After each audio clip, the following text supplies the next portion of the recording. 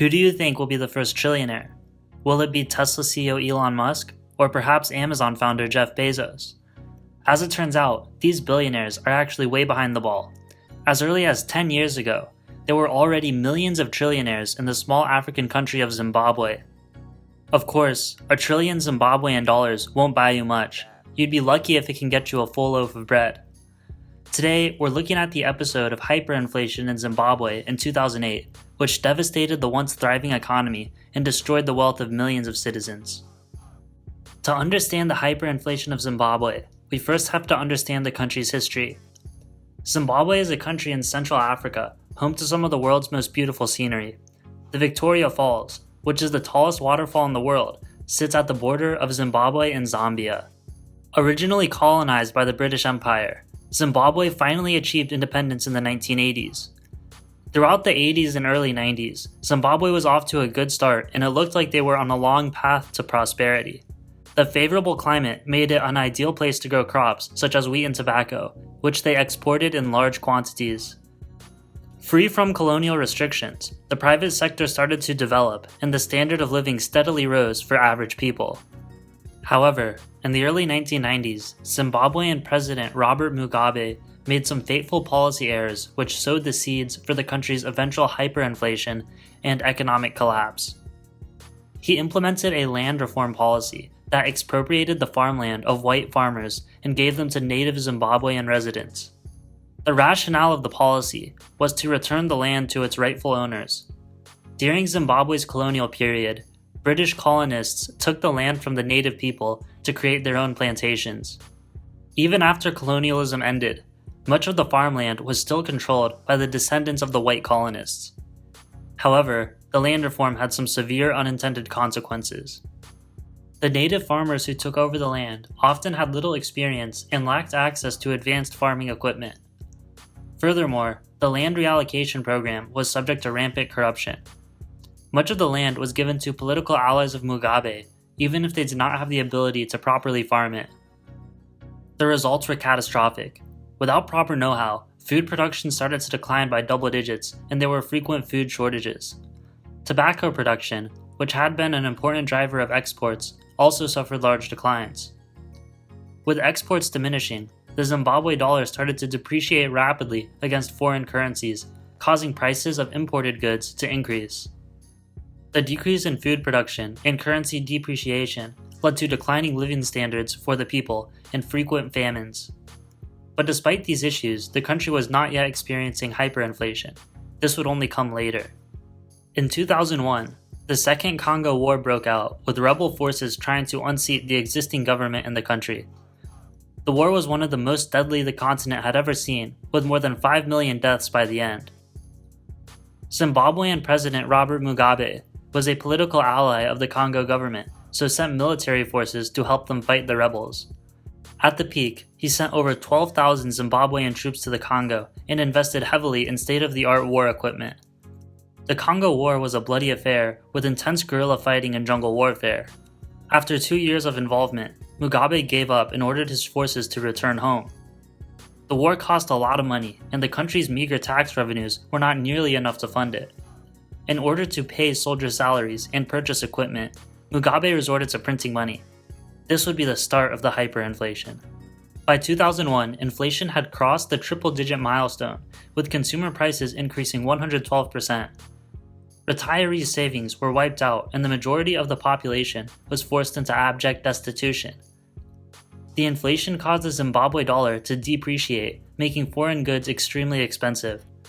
This was a problem for Mugabe because he relied on foreign imports to buy military equipment and other essential goods for government operations.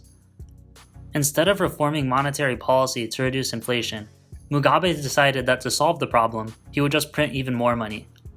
Even if foreign import prices go up, the government can still always afford to buy them by printing the money. The government continued to print money at a faster and faster pace. By 2006, the rate of inflation was beginning to reach the point of absurdity, with prices rising 1,281%.